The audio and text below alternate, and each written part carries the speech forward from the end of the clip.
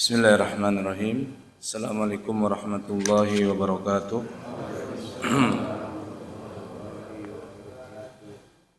Innal hamdalillah nahmaduhu wa nasta'inuhu wa nastaghfiruh wa na'udzu billahi min shururi anfusina wa min sayyiati a'malina. May yahdihillahu fala mudilla lahu wa may yudlil fala hadiya lahu. أشهد أن لا إله إلا الله وحده لا شريك له وأشهد أن محمدا عبده ورسوله لا نبي بعده اللهم صل وسلم على سيدنا محمد وعلى آله وأصحابه ومن تبعهم بإحسان إلى يوم الدين اللهم علمنا بما ينفعنا وانفعنا بما علمتنا وزدنا علما وارنا الحق حقا وارزقنا اتباعه وارنا الباطل باطلا وارزقنا اجتنابه اللهم فقهنا في الدين وعلمنا التأويل اللهم حسن فروجنا اللهم طهر قلوبنا وحسن فروجنا واغفر ذنوبنا يا أرحم الراحمين اللهم إنا نسألك الثبات في الأمر والعزيمة على الرشد ونسألك موجبات رحمتك وعزائم مغفرتك ونسألك شكر نعمتك وحسن عبادتك ونسألك قلبا سالما ولسانا صادقا ونسألك من الخير ما تعلمه ونعوذ بك من الشر ما تعلمه إنك أنت علام الغيوب ربنا لا تزغ قلوبنا بعد إذ هديتنا وهب لنا من لدنك رحمة إنك أنت الوهاب آمين أما بعد. Hadirin rahimani wa rahimakumullah, saya mohon maaf duduk di sini.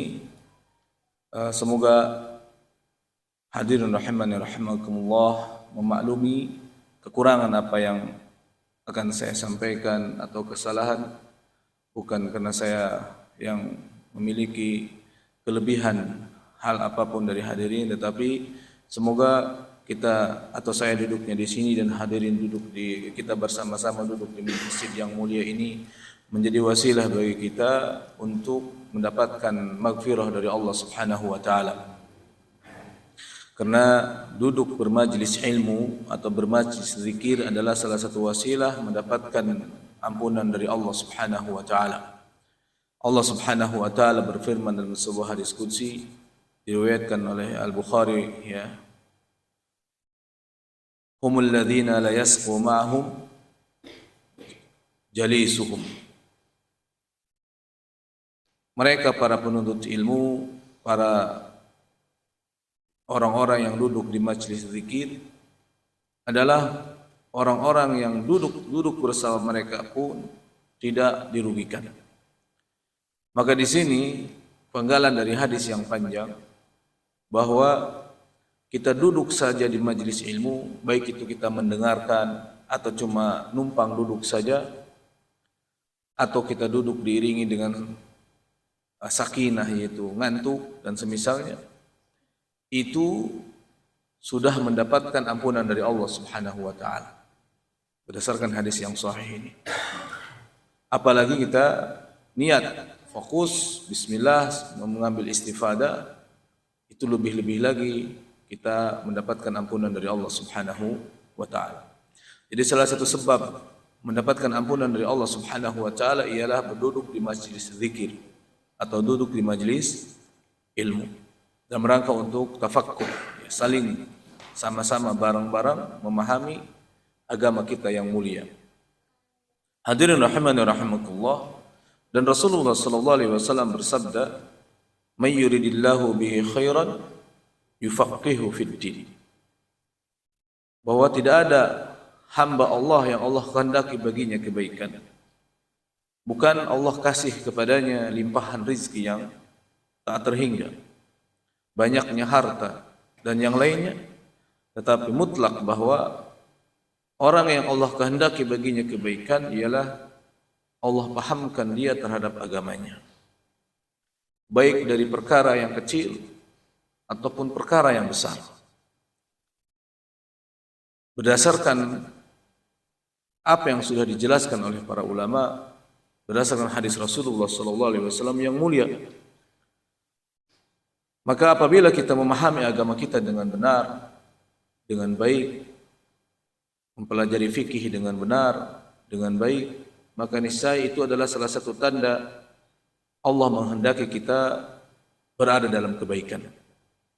Bagaimana tidak hadirin rahiman wa rahimakumullah, kita beribadah kepada Allah Subhanahu wa taala ialah harus mulai dari hal-hal yang kecil, hal-hal yang sederhana tetapi mulia dan agung di sisi Allah Subhanahu wa taala, yaitu mulai dari memilih air yang harus kita pakai dalam bersuci.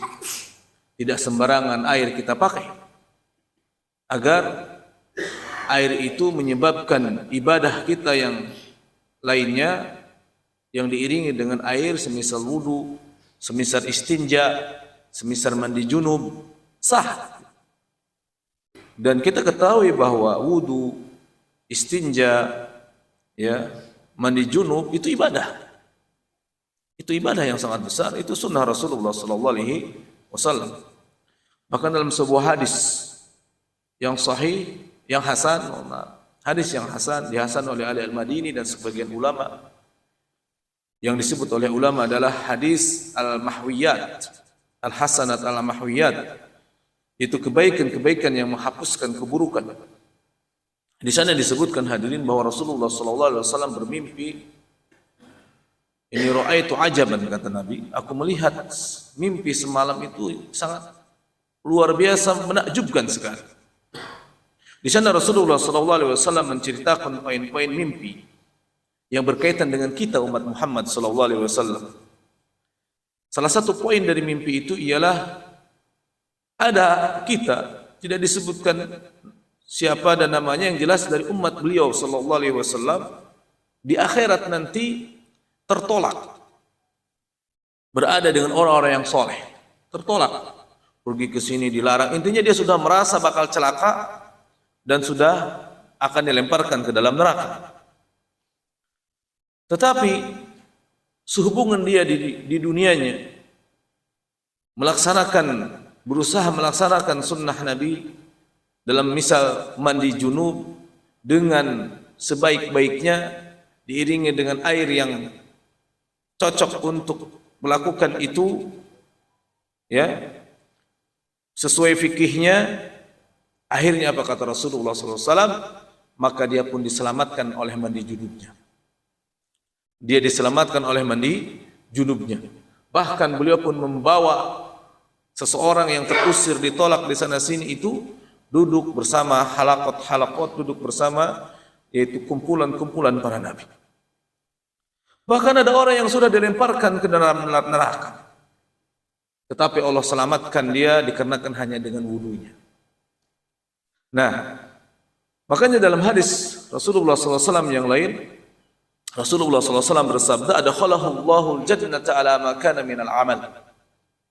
Maka apabila kita sudah beriman kepada Allah, mentauhidkan Allah Subhanahu wa taala, menjaga keimanan kita dengan sebenar-benarnya, kemudian beriman bahwa Muhammad sallallahu alaihi wasallam adalah hamba Allah dan rasulnya, Nabi Isa adalah juga hamba Allah dan rasulnya, dan kalimat Allah yang Allah berikan, yang Allah masukkan yang Allah tunjukkan kepada Maryam, dan kemudian ruh dari Allah Subhanahu wa taala, itu ruh Allah Subhanahu wa taala, dan surga itu adalah benar, neraka itu benar adanya.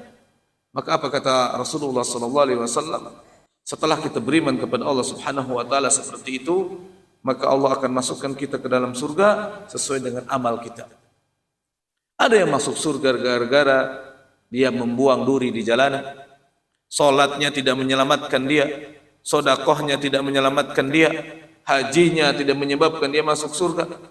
Tapi yang menyebabkan dia masuk surga perkara sepele, membuang duri di jalanan, membuang sampah pada tempatnya. Seperti hadis-hadis yang sahih yang lain. Ada yang masuk surga gara-gara wudunya. Ada yang masuk surga gara-gara mandi besarnya. Ada yang masuk surga gara-gara dia mengamalkan sunnah-sunnah yang lainnya. Maka hadirin rahiman rahimakumullah, Masya Allah, jadi salah satu wasilah untuk itu semua adalah tidak lain dan tidak bukan kita bermajlis zikir. Maka dalam kesempatan ini saya telah diberikan kesempatan oleh hadirin semua. Semoga apa yang akan saya sampaikan bermanfaat bagi kita semua dan tidak mengecewakan hadirin semua. dan saya bertawakal kepada Allah Subhanahu wa taala terhadap apa yang akan saya sampaikan. Pada kesempatan ini insya Allah saya akan mengajak hadirin semua kita bareng-bareng ya bermuzakarah, sering belajar dan murajaah berkaitan tentang fikih. Dan kitab yang saya bawa di sini ialah kitab rawatib, itu kitab rutin yang biasa kami pelajari di pondok-pondok ya, pondok-pondok salafiyah di daerah saya di Malingping. Itu kitab Riyadul Badi'ah. Riyadul Badi'ah. Itu berkaitan dengan fikih Syafi'i yang dikarang oleh Syekh Nawawi Al-Bantani At-Tanara Al-Carenang rahimahullahu taala. Insyaallah kita akan mendapatkan banyak sekali manfaat berkaitan dengan fikih. Dan jangan sampai kita merasa bahwa saya sudah tidak cukup, sudah tidak perlu lagi belajar fikih. Tidak ada itu. Kita wajib belajar ya sampai kita dimasukkan ke dalam liang lahat. Karena fikih ialah bagian dari sunnah Nabi kita Nabi besar Muhammad sallallahu alaihi wasallam. Baik hadirin rahimani rahimakumullah. Hal yang pertama yang harus kita ketahui hadirin rahimani rahimakumullah ialah di bab fikih, di kitab-kitab fikih pasti menjelaskan di awal adalah tentang bagian bab tuharah. Kita mungkin berpikir karena kita sudah biasa belajar bab tuharah dari kecil, bahkan dari SD kita sudah belajar bab tuharah. Tidak masalah. Tidak masalah karena menuntut ilmu itu seperti saya singgung tadi, duduknya saja sudah diampuni oleh Allah Subhanahu wa ta'ala. Semakin kita ulang-ulang, insya Allah semakin kita mendapatkan istifadah dari ilmu para ulama. Di mana hadirin rahman rahimakumullah, di sini muallif itu Syekh Nawawi rahimahullah taala berkata kitab at-taharah. Bab-bab yang berkaitan dengan bersuci. Dan tentu hadirin di bab pertama ini biasanya para ulama ialah selalu membahas hal yang paling awal dari kita bersuci dan paling urgent itu berkaitan dengan air. Kenapa harus membahas air? Hadirin rahman rahimakumullah, banyak sekali kaum muslimin salah dalam memilih air dikala dia bersuci. Sembrono dalam memilih air. Artinya gegabah, mohon maaf, gegabah dalam memilih air. Konsekuensinya ialah bisa menyebabkan bersucinya tidak sah. Baik itu dari hadas asghar atau hadas akbar atau najasah. Kalau bersucinya tidak sah, maka memiliki efek domino kepada ibadah yang lain. Wudunya tidak sah, mandi junubnya tidak sah, dan semuanya nanti berujung pada solatnya tidak sah. Kalau solatnya tidak sah, ini adalah sebuah kecelakaan bagi kita semua. Ya, maka beliau berkata la yasihul wudu'u wal ghaslu wa izalatun najasati illa bil ma'it tahuri wa huwa alladhi lam yaqa fihi najasatun.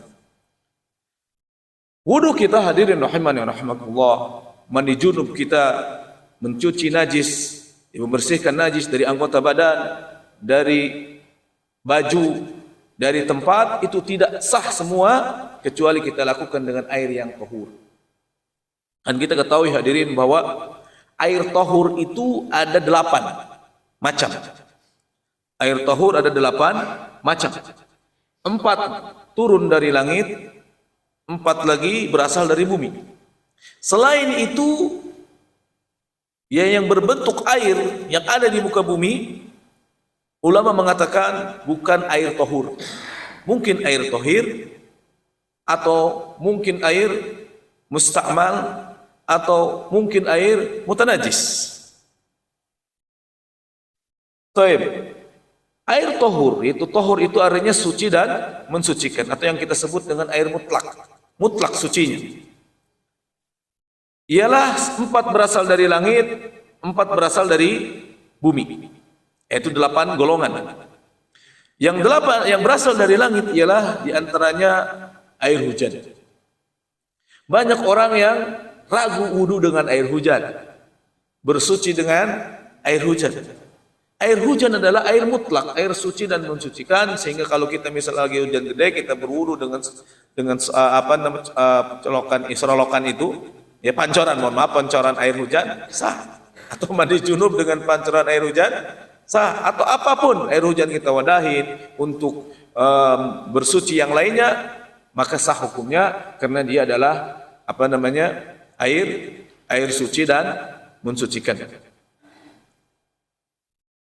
Dan Allah Subhanahu wa taala mensifati air hujan dengan ma'an tahura, air yang suci mensucikan. Karena sebagian orang menganggap bahwa air hujan itu tidak boleh untuk bersuci. Ya, sebagian kaum muslimin menganggap bahwa yang namanya air yang untuk bersuci itu berasal dari sumur. Nah, tidak. Air hujan adalah suci dan mensucikan. Yang kedua ialah air berbentuk salad, yaitu salju. Sehubungan kita tidak ada salju di negara kita tercinta ini, ya, kecuali di Papua, ya, di puncak Jawijaya ada salju, tapi di kita nggak ada salju. Alhamdulillah, kalau ada salju kedinginan kita hadirin. Jadi di kita bebas. Alhamdulillah, ini salah satu nikmat besar. Kita warga Indonesia ditanya oleh Allah nanti di akhirat, kalian nih cuacanya stabil, ngapain aja dengan cuaca itu? Dipakai banyak ibadah atau banyak maksiat nanti begitu. Sedangkan di sana sekarang di Madinah misal udah mulai turun, udah mau 10 aja udah menggigil setengah mati. Biasanya kalau sudah mencapai 5 atau 4 derajat, telinga udah kayak ditusuk-tusuk jarum. Kalau kita tidak ditutup, saking dinginnya. Terus bagaimana yang saljunya sedengkul? Ya, di Rusia, di Eropa dan yang di Asia Tengah dan yang lainnya di Cina.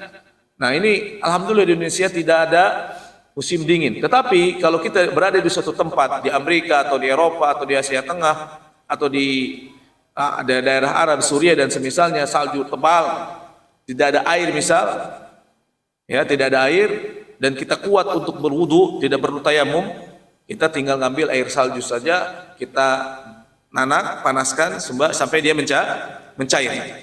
Jadi dicairkan, ya mencair, maka boleh dijadikan alat untuk berwudu. Kemudian yang ketiga ialah yaitu al-barad. Apa itu al-barad? Es. Kita suka ada hujan es. Suka ada hujan es. Maka es juga bisa dijadikan untuk alat berwudu karena dia adalah airnya air tahur. Kemudian yang keempat hadirin ialah at-tol atau nada. Ya, apa itu? Yaitu embun. Lah, bagaimana caranya embun bisa dijadikan wudu? Kan susah nangkapnya.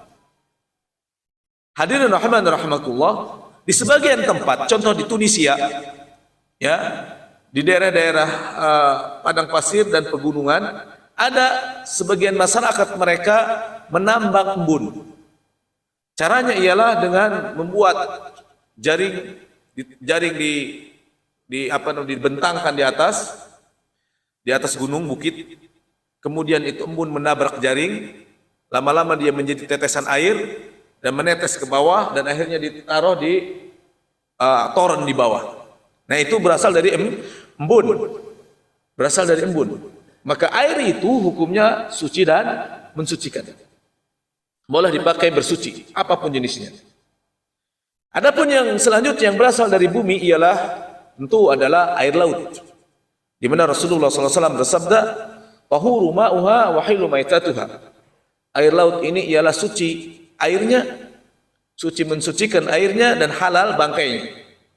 Asbab wurud hadis ini ialah terjadi pada saat Rasulullah SAW mengirimkan sebuah sariyah, itu pasukan tempur yang di bawah pimpinan Abu Musa al-Ash'ari, itu pasukan sahabat yang lebih dari 200 orang, disebut dengan dalam sirah Nabawi disebut dengan Sariyatul Khabat. Sariyatul Khabat, yaitu atau Sariyatul Syati'il Bahar.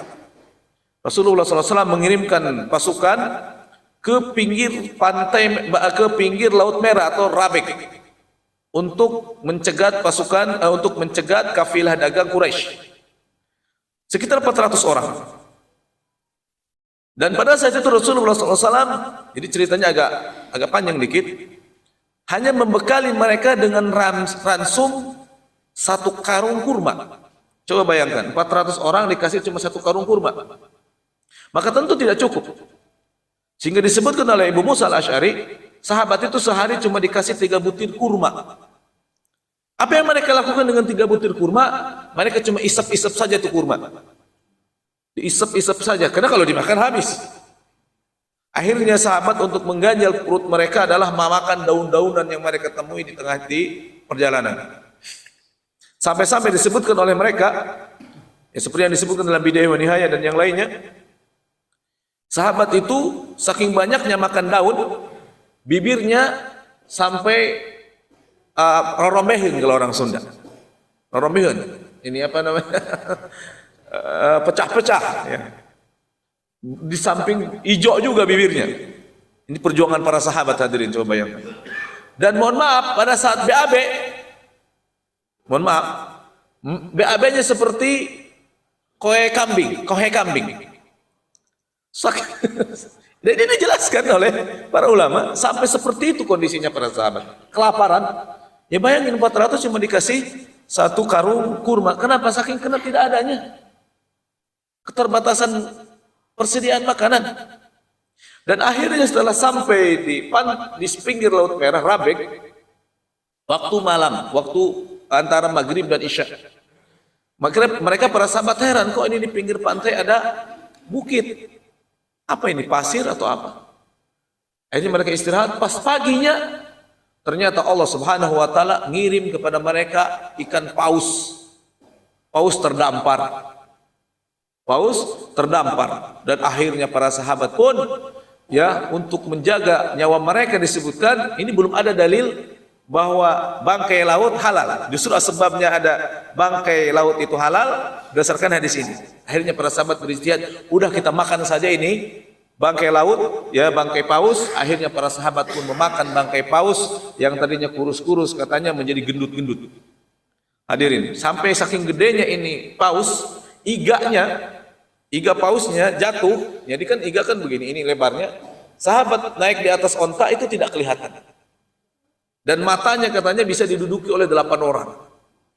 Ini rezeki yang Allah kirim kepada mereka. Tapi sahabat makan, belum ada dalilnya apakah halal atau tidak, karena untuk menjaga nyawa mereka. Dan ditambah lagi mereka membuat qadid, yaitu dideeng separoh.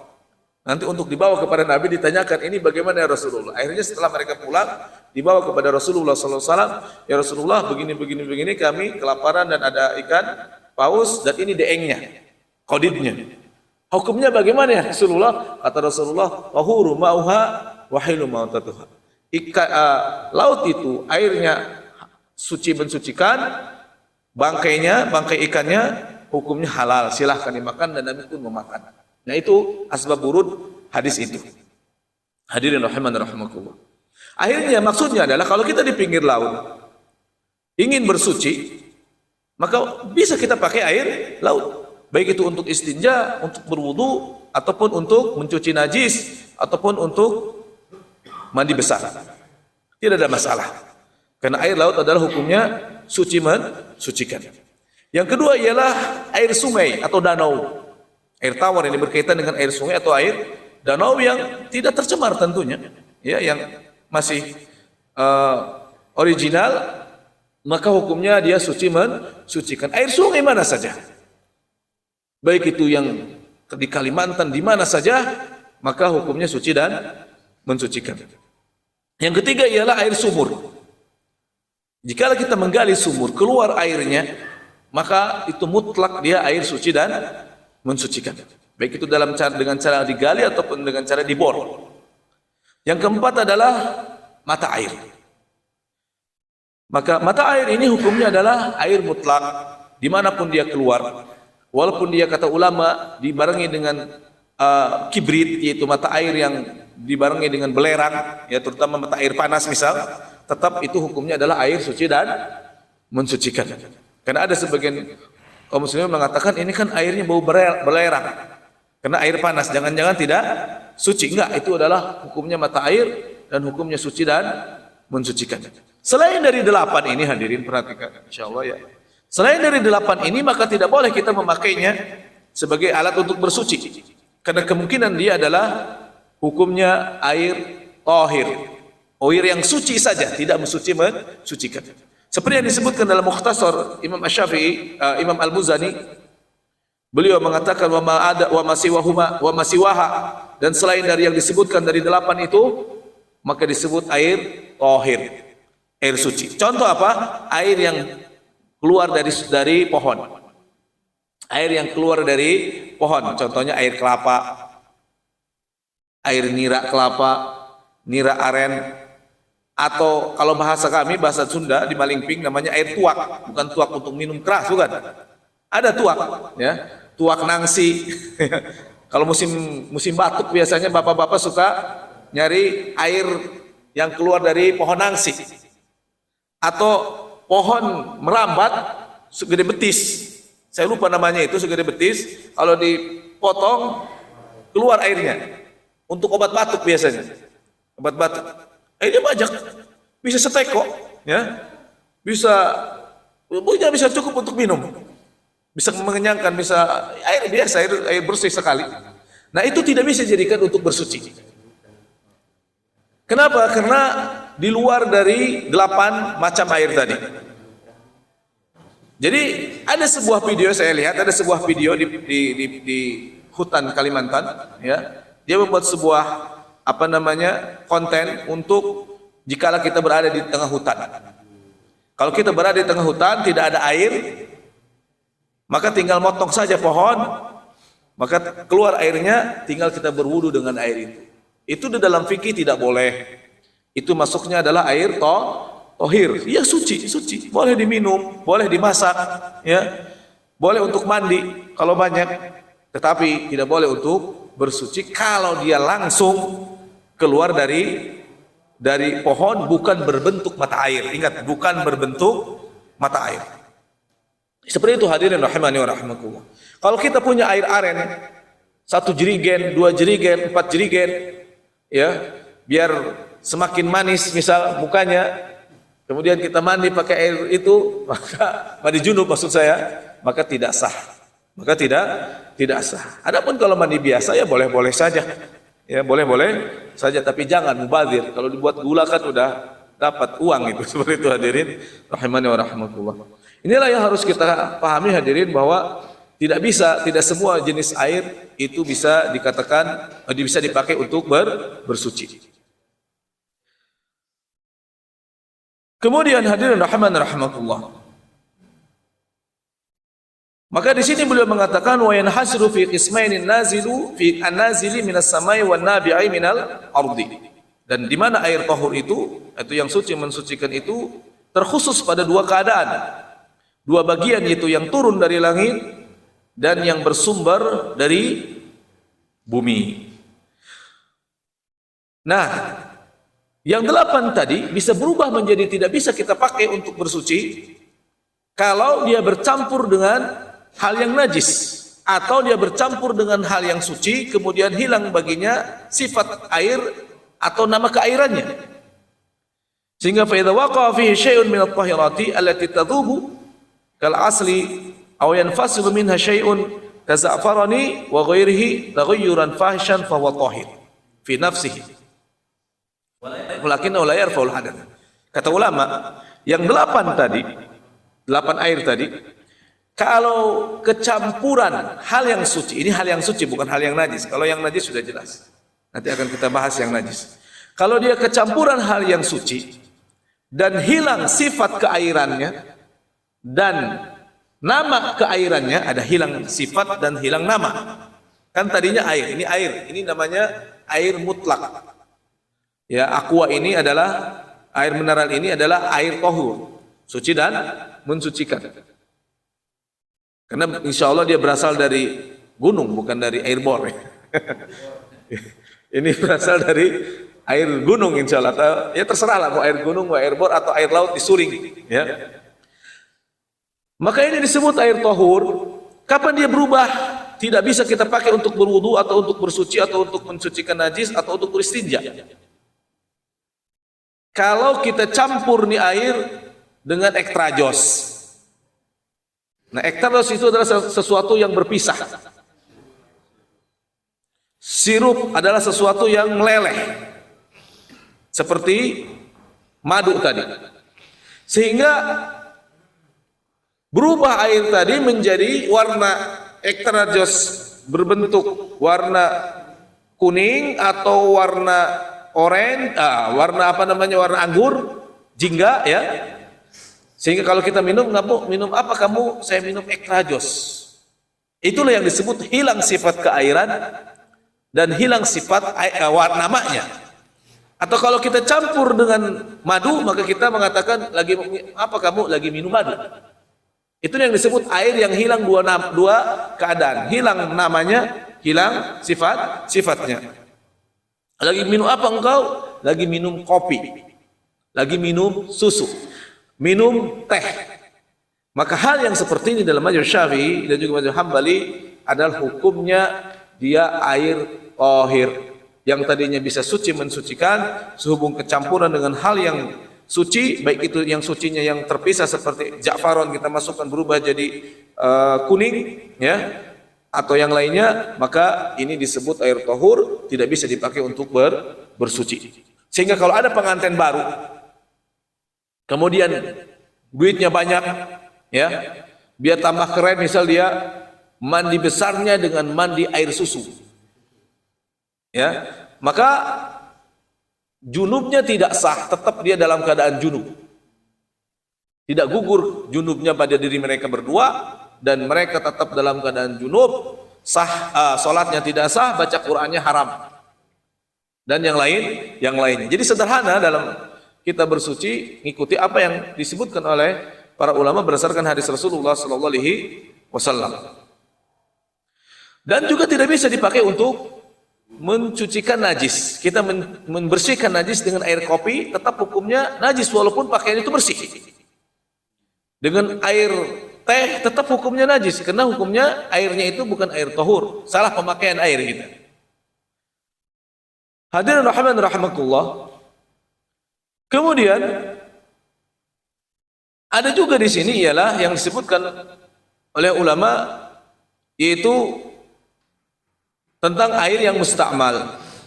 Air mustakmal adalah air yang dimana apabila kita memakai air suci tadi, air suci saya pakai ini yang mensucikan, kemudian saya wadahin, bekas pemakaiannya saya wadahin karena musim kemarau, misal musim kemarau, sayang satu aqua ini bisa untuk cuci piring, saya wadahin, wudu saya wadahin semuanya, kemudian bekas wudu saya bisa pakai untuk cuci piring, cuci gelas. Nah ini disebut air mustakmal. Dalam mazhab Syafi'i dan mazhab Hambali hukumnya adalah tahir, suci.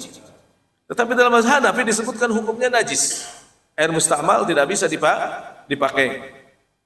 Ya, tetapi dalam mazhab Syafi'i dan mazhab Hambali hukumnya adalah suci, tapi tidak bisa mensucikan, kecuali si air yang bekas pakai wudu kita ini dikumpulkan sampai dua kulah, sampai kembali dua kulah, itu sekitar 1 ton yang 500 liter, 2 kulah, dan pada saat kita kumpulkan airnya tidak berubah, warnanya tidak bau, tidak menjadi hijau atau kuning, kemudian baunya tidak menjadi bau, rasanya juga tidak berubah, maka si air mustakmal tadi berubah menjadi air yang suci dan mensucikan kembali. Yang selanjutnya di sini Imam Nawawi rahimahullahu taala, Syekh Nawawi rahimahullahu taala, yang selanjutnya ialah beliau menjelaskan tentang air yang mutanajjis. Air yang mutanajjis atau yang kena najis, idza waqa'a fihi najasatun wa taghayyara biha ta'muhu aw launuhu aw raihatuhu walau taghayyuran yasiran tanjus. Semua 8 air tadi kalau kemasukan oleh najis, ini perhatikan diri dia. Najis ini penting, kita harus ya perhatikan dengan baik. Karena kalau kita biasanya berwudu di tempat umum, ya berwudu di tempat-tempat umum, maka kita harus cek atau dilihat secara sekilas apakah ada kotoran cicak atau tidak di air itu. Kadang kaum muslimin tidak memperdulikan hal itu, main pakai saja. Kalau memang tidak kelihatan tidak masalah. Coba banyak ya di tempat-tempat rest area atau yang lainnya, atau di masjid atau di mushola yang lain, kadang bak air itu tidak terjaga. Ya, bak air itu tidak terjaga. Kenapa? Konsekuensinya berat. Wudu kita tidak sah, bahkan kita najis, sholat kita juga tidak sah. Padahal kita masih mampu untuk ngecek sedikit saja. Ya. Apabila air yang 8 hal tadi waqa'a fihi najasah, masuk ke dalamnya najis dan berubah. Ini kalau yang 2 kula. Jadi air itu ada yang 2 kula, ada yang di bawah 2 kula. Kalau 2 kula itu ialah 500 liter. Dengan liter Baghdad. Setiap air 2 kula, idza kana al-ma'u duna kullatain lam yahmilil khabas. Apabila air lebih dari 2 kula atau 2 kula atau lebih dalam hadis Rasulullah SAW, maka tidak membuat najis. Kalau kemasukan najis. Jadi kita buat bak besar di rumah, di mana ulama mengukur 2 kula itu lebarnya 1 hasta, panjangnya 1 hasta, jadi 1 hasta kali 1 hasta seperti 1 hasta persegi, ya, dalam fikih. Ya kalau intinya kalau 2 kula itu menyebutkan ulama ya sekitar 1 toran yang ukurannya 500 liter, itu 2 kula, mohon maaf, 2 kula. Apabila air masuk ke dalam 1 toran yang 500 liter atau lebih, najis masuk ke dalamnya, kotoran cicak misal, kotoran tikus misal, ya, dan tidak berubah warnanya, tetap bening, tidak berubah baunya, tetap seperti sedia kala, tidak berubah rasanya, maka air itu hukumnya tetap suci. Maka kita buang kotorannya, ya jangan dibiarkan di sana, harus tetap dibuang. Atau bangkai tikus atau semisalnya, maka hukumnya tetap suci hadirin. Tetapi kalau di bawah itu, di bawah 2 kula, cuma 100 liter, cuma 200 liter, cuma 1 ember, cuma 1 bak kecil, ada kotoran di sana, dan terlihat oleh kita dengan mata telanjang, tolak ukurnya adalah basorul mu'tadil, bibasoril mu'tadil, dengan mata telanjang kita, tidak harus pakai pembesar, tidak harus pakai kaca pembesar. Kita misalnya nengok ke ember, ada kotoran cicak, maka berubah itu air yang ada dalam ember sudah najis, harus dibuang.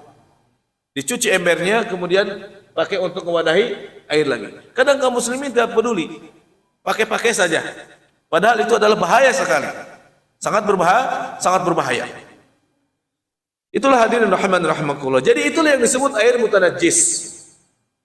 Air mutanajis. Air mutanajis itu ada yang mutlak di air yang di bawah 2 kula, ada mutanajis juga bersifat di atas air 2 kula. Nah, kalau air mutanajis itu air yang kena najis di bawah 2 kula dan najisnya kelihatan dengan pandangan mata kita secara sekilas, maka hukumnya mutlak dia najis. Contohnya air seaqua ini kemasukan najis, baik itu darah sedikit, ya, ataupun kotoran, maka ini hukumnya najis. Tapi kalau airnya lebih dari 2 kula, sumur gali kita, atau kolam, atau air yang mustabhar seperti danau atau lautan, kapan dia menjadi najis? Kalau berubah salah satu dari yang 3. Berubah salah satu dari yang 3. Baunya, rasanya, dan warnanya. Kalau tidak berubah salah satu dari yang 3, maka tidak najis. Contoh misal, ada kan video Pak Haji marah-marahin orang mandiin babi, mohon maaf, mandiin babi disolokan, diirigasi. Saya nggak membela orang yang mandiin babi. Mandiin babi diirigasi sawah. Jadi ada babi dimandiin diirigasi sawah, marah-marah kan? Kamu ini mandiin babi diirigasi sawah. Ini sawahnya seluas-luas itu jadi najis. Sebenarnya tidak najis hadirin. Ya, mau sawahnya seluas-luas apa, mau yang dimandiinnya 3 kontainer babi, ya, itu tidak akan najis. Itu si air tadi. Kenapa? Air tadi kan ngalir. Air besar. Babinya dimandiin di sana. Kenapa dia tidak najis? Karena air itu lebih dari 2 kula. Lebih dari 500 liter. Air banyak, berapa ribu kubik, berapa juta kubik. Mengalir ke sawah sana. Kecuali kalau gara-gara misal dimandiin babi, ya, mohon maaf, itu si irigasi yang tadinya bening jadi yang merah atau buket atau apalah, butek. Buteknya butek babi. Ya. Seperti itu. Maka barulah itu air hukumnya najis mughaladah, bukan najis mukhafafah lagi, tapi najis mughaladah. Sama seperti ada bangkai babi di sungai. Bangkai babi bukan bangkai kebo. Bangkai babi di sungai, sungainya gede. Selagi itu sungai tidak berubah warnanya atau baunya atau rasanya, maka sungai itu tetap suci. Boleh kita wudhu di sungai itu. Ya janganlah, itu kan ada boleh kita wudhu boleh. Mandi besar boleh, tapi jangan minum di sana. Karena takut penyakit. Jadi tolak ukurnya itu bukan tolak ukur ada bakteri atau apa-apanya, tapi tolak ukurnya adalah tiga ini oleh ulama: bau, rasa, dan warna. Sama seperti sumur. Kalau sumur gali kita, sumur gede, ada air, sumurnya 15 meter, airnya sudah 12 meter. Ya berarti banyak tuh air, berapa kubik, berapa kula. Kemasukan bangkai tikus atau bangkai kucing, matilah di dalam sumur, selagi tidak berubah tiga warna ini, tiga kriteria ini, maka air yang di dalam sumur itu hukumnya suci. Tapi kalau dia bau, maka harus dibuang airnya atau ditambahin dengan air baru. Jadi cara mencucikan sumur itu apa? Bisa bin nadhi, dengan cara dipompa, dibuang, ditimba sampai misal dari 12 meter berubah jadi cuma 6 meter airnya. Ya, masih nyisa 20 lebih kan? Setelah jadi 6 meter airnya tetap jadi berubah kembali sedia kala. Jadi hilang baunya, bening dan sedia kala. Atau kita sayang nih kalau dipompa nih air di musim kemarau. Musim kemarau lagi susah air, akhirnya kita beli air ke PDAM. 2 truk tangki. Kita masukin ke dalam sumur setelah bangkainya dibuang. Kita masukin ke dalam sumur sampai mau penuh tuh sumur. Setelah ditambahin dengan air baru, maka hilanglah bau yang ada, ya. Baunya sudah hilang atau warnanya sudah hilang, maka kata ulama berubah itu air, hukumnya air yang suci dan mensucikan kesedia kala. Seperti itu hadirin rahimani wa rahimakumullah. Sampai jam berapa ini? Suruk jam berapa suruk? Sudah 32 ya. Hadirin rahimani rahimakumullah, yang semoga Allah Subhanahu wa taala merahmati kita semua ya, dan menjadikan kita hamba-hamba Allah yang Allah berikan tafakuh, yaitu kefakihan terhadap agama kita yang mulia ini. Itulah secara sekilas tentang masalah air. Sehingga hadirin rahman rahimakumullah, sehingga kalau kita memahami hal seperti ini, setidaknya kita tidak terlalu nanti ya menyalahkan apa yang tidak perlu disalahkan. Seperti kasus di video tadi, ada orang mandiin babi di irigasi, dia marah-marah, ya dia ngamuk-ngamuk. Sebenarnya ya marah sih wajar, karena tidak sepantasnya ya melakukan seperti itu. Tapi mengukur, menarik kepada permasalahan bahwa sekian hektar air di sawah itu akan najis, itu salah kaprah. Ya. Tapi tidak pantas ya seseorang, saudara kita dari dan muslim, membandikan babi di pesawahan kaum muslimin juga adalah sesuatu yang tidak baik ya, tidak pantas dilakukan itu. Tetapi kita tidak bisa mengatakan bahwa seluruh air yang ada di sana menjadi najis ya. Kita cuma bilang, mas gak pantas itu kayak gitu, takut menyinggung kaum muslimin, mungkin boleh saja. Tapi kalau kita katakan ini semua kepadi-padinya diserap dari air jadi najis, itu tidak bisa. Kenapa? Karena si air tadi atau babi tadi tidak menyebabkan air berubah jadi warnanya atau rasanya atau baunya. Bagaimana kalau air laut misal tercemar oleh apa? Oleh darah. Terjadi perang besar, perang laut besar misal di laut Cina Selatan, naudzubillah min dzalik, jangan terjadi. Misal perang antara Amerika dengan Cina, jutaan tentara tewas ya di lautan, sehingga lautan itu berubah menjadi merah darah. Satu lautan, laut Jawa misal, berubah jadi merah darah pokoknya banyak sekali di sana, dan juga bau airnya kena bangkai manusia banyak sekali, maka air itu pun hukumnya mutanajis. Ya, hukumnya najis walaupun segede lautan. Walaupun segede lautan, tolok ukurnya apa? Berubah warna, rasa atau baunya. Kalau itu tidak ada sama sekali dari hal yang tiga, maka kita santai saja. Ya, santai saja. Kita dapati misal ada anjing masuk ke dalam sumur mati. Baru masuk ini, belum jadi bangkai. Baru masuk, matilah di dalam sumur kita. Mungkin seharian dia di dalam sumur. Ya. Akhirnya kita angkat dari sumur bor tadi, sumur gali. Kita angkat, kita buang bangkainya. Kita cek airnya tidak berubah sama sekali seperti sedia kala. Udah kita pakai saja, jangan takut, jangan ragu. Karena tolok ukurnya hadirin bukan perasaan, tapi tolok ukurnya adalah dalil. Ya, tolok ukurnya adalah keterangan dari syariat. Kalau perasaan kan memang perasaan kita. Aduh, ini anjingnya masuk ke dalam sumur, ya kotor ini sumur. Tetapi tolok ukurnya adalah syariat. Kalau ngikutin tolak ukur perasaan kita, ya udah wassalam kita. Udah ditimba aja nih air sumur sampai bersih. Padahal tidak perlu. Kalau timba kita sumur, kita buang itu airnya mubazir. Airnya mubazir, tidak boleh dilakukan seperti itu. Wallahu a'lam bishawab. Hadirin rahimani wa rahimakumullah. Saya rasa cukupkan sampai di sini saja ya. Ada beberapa menit lagi menuju syuruk. Mungkin ada yang bisa kita mungkin ada hadirin yang ingin memberikan masukan ke saya, silahkan. Ada hadirin? Monggo Pak Haji. Waalaikumsalam warahmatullahi wabarakatuh. Untuk di kompleks kan cenderung air yang ada di sumur yang ditampung di dalam bak itu kecenderungan ada tutup air. Nah itu kalau disiasati dengan Dettol, apakah itu juga bisa dianggap sebagai suci dan membersihkan? Iya, memang. Dettol. Berubah baunya dan warnanya. Siap. Terima kasih Pak Haji, ini pertanyaan yang bagus sekali, masukan yang bagus sekali ya. Jadi air, Dettol itu kan sejenis sabun ya. Dettol itu sejenis sabun. Perhatikan di sini hadirin.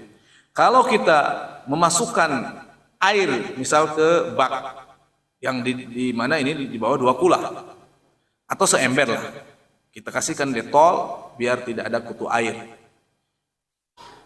Dettol itu sabun atau jenis sabun mana saja, maka berubah itu air jadi tohir, bukan tohur.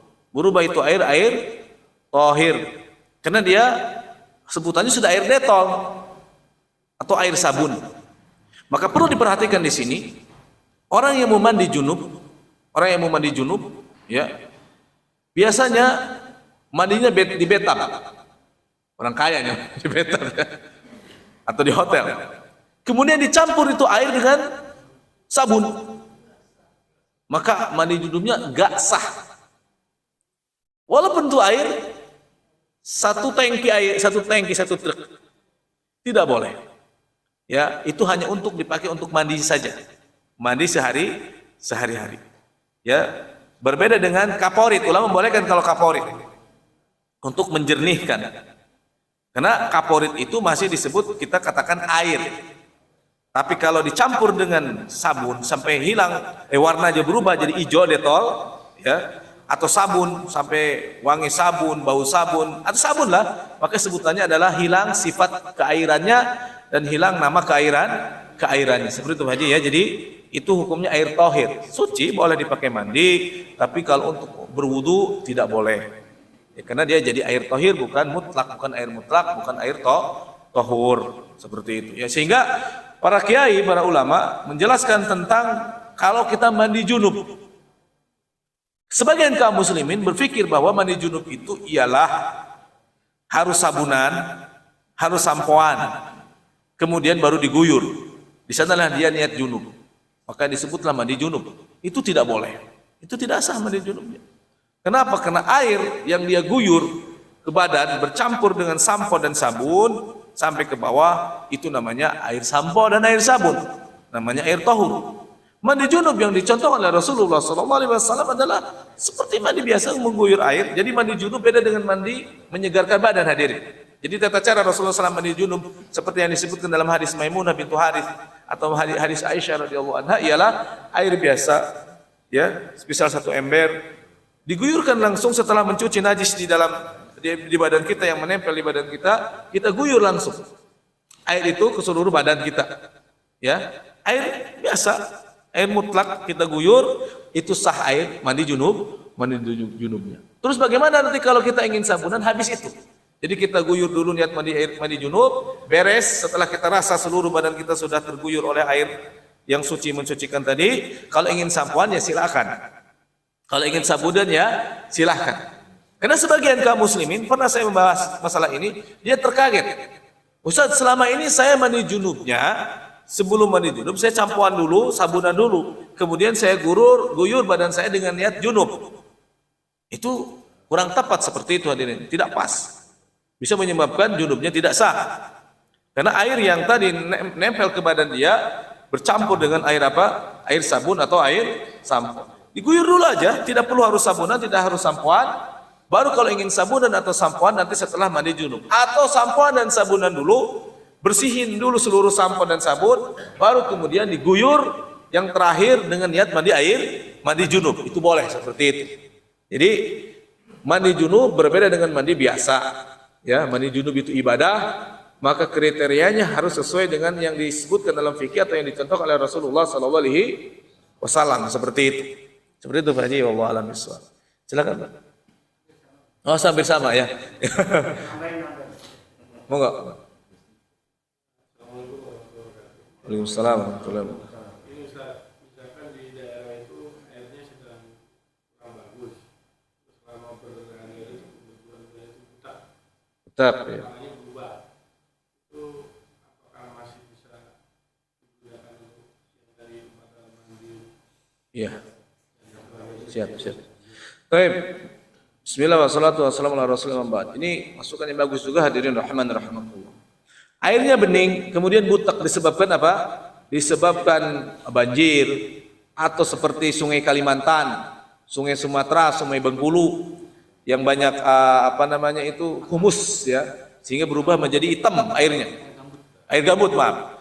Sehingga airnya jadi hitam. Apakah boleh dipakai untuk bersuci? Boleh. Yang dimaksud tadi di sini ialah sesuatu yang suci yang dibuat oleh manusia. Dibuat oleh manusia apa? Misal satu ember ditaruh dalamnya gula atau yang semisalnya. Kalau yang tadi itu alami, itu dia alami, sehingga kaum muslimin yang kebanjiran dan airnya butak tadi tidak lumpur beneran, ya, keruh ya, air keruh, maka boleh dipakai untuk bersuci, berwudu ya, dan yang lainnya.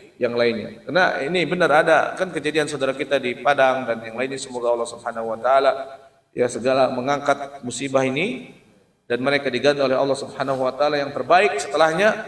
Nah, di sana airnya butak. Di Padang, di Sumatera Barat, di Sumatera Utara ya, di Tamanuli. Nah, air itu boleh dipakai untuk bersuci kalau tidak benar-benar lumpur, kan ada butak saja, keruh, namanya keruh. Atau kalau kita lihat air Kapuas, Sungai Kapuas ya, Mahakam dan sungai-sungai di Kalimantan, dan juga saya lihat di daerah Bengkulu suka bercampur dengan humus. Iya, humus itu boleh, itu suci dan mensucikan karena secara alaminya dia seperti itu. Baik hadirin, sampai di sini saja. Mohon maaf atas segala kekurangan ya. Saya cukupkan karena sudah masuk syuruk ya. Subhanakallah bihamdika asyhadu an la ilaha illa anta astaghfiruka wa atubu ilaik. Assalamualaikum warahmatullahi wabarakatuh.